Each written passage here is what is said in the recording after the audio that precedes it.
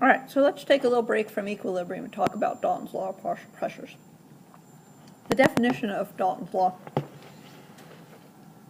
is that the total pressure of a mixture of gases in a container is going to equal the sum of the pressures that each of those gases would exert if it were present in that container by itself.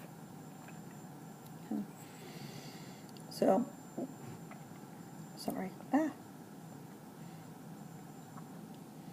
So say I have 3 identical containers, hydrogen, oxygen, and nitrogen. If I were to put all of these 3 gases into the same container, the total pressure of this new container is going to be the partial pressure of the hydrogen plus the partial pressure of the oxygen plus the partial pressure of the N2. Each of these pressures can be calculated using something like pivnert. Okay. Hopefully you remember pivnert. Things to remember for pivnert is the temperature has to be in Kelvin, and that R is 0.0821 atmospheres, liters, mole, Kelvin.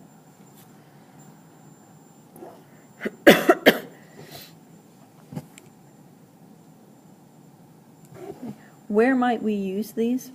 Something that we may collect a gas over a liquid. Within this container here, I would have both the gas and the water, so water vapor will be mixed in with the gas.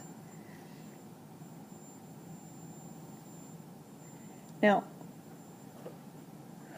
so if we were interested in only the pressure of the gas, we would have to subtract out the pressure of the water vapor in here, okay?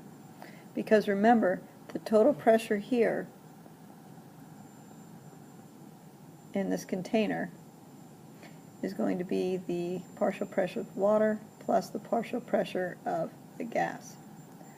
Now, the cool thing is that partial pressure,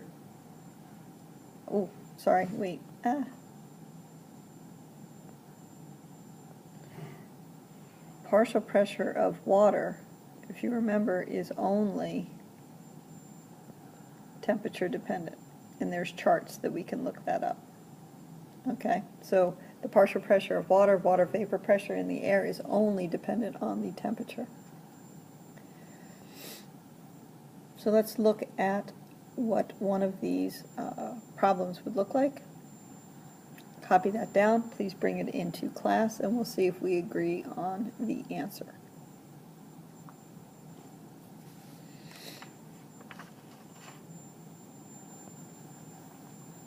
Okay. You may be wondering why I'm talking about all these partial pressures. Well, it's because we want to introduce, and I mentioned it briefly in a previous screencast, the equilibrium constant when it applies to gases. When we're looking at gases in a system, we don't really use molarity or moles per decimeters cubed anymore. We're going to use their partial pressures. That's how you describe the concentration of a gas. So again, in this reaction, we are looking at the reaction of A and B being in equilibrium with components C and D. If we were going to write a KC, KC would look like concentration of the C to the C power, D to the D power, concentration of A to the A power, and concentration of B to the B power. But again, with gases, sometimes we just talk about the partial pressures, and this is where the equilibrium constant Kp comes into play. Again, it is just the partial pressure, and then we take it to the coefficient in the balanced chemical equation to that power.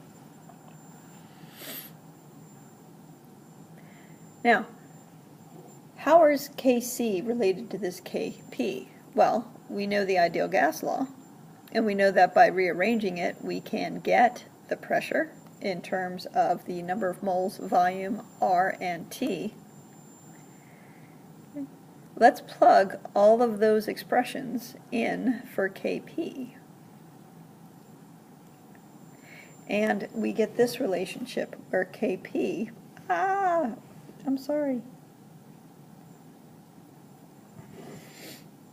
where we get Kp is equal to Kc times the gas constant R times T in Kelvin times the change in moles of the products minus reactants.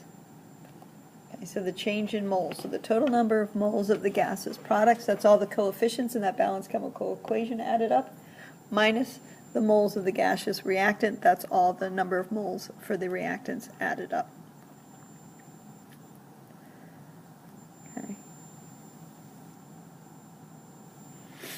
So if we look at this problem, Kc and Kp, and it asks us to calculate a Kp for the reaction, we know that Kp, oh dear, thought I hit the right button, there we go. We know that Kp is equal to Kc times the quantity RT to delta N. Well, they give us Kc, 9.60,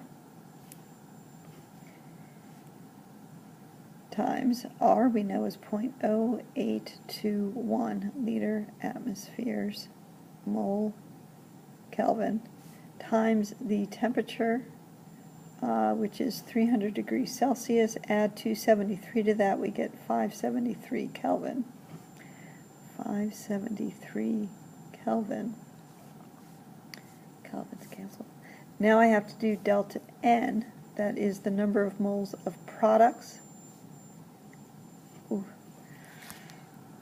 This here is going to be 2 minus the total number of moles of reactants, which is 4. So I'm going to take that to the negative half.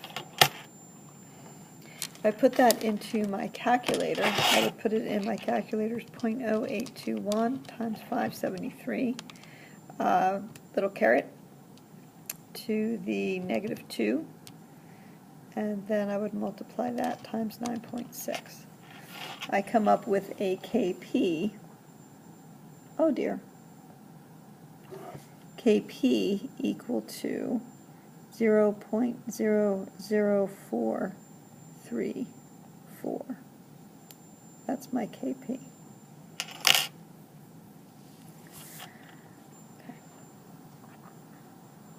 And then we have a problem here for you to try.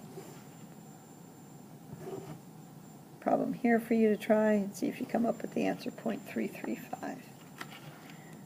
That'll finish the review of Dalton's partial pressures and how Kp is related to Kc. Next we'll start on equilibrium calculations.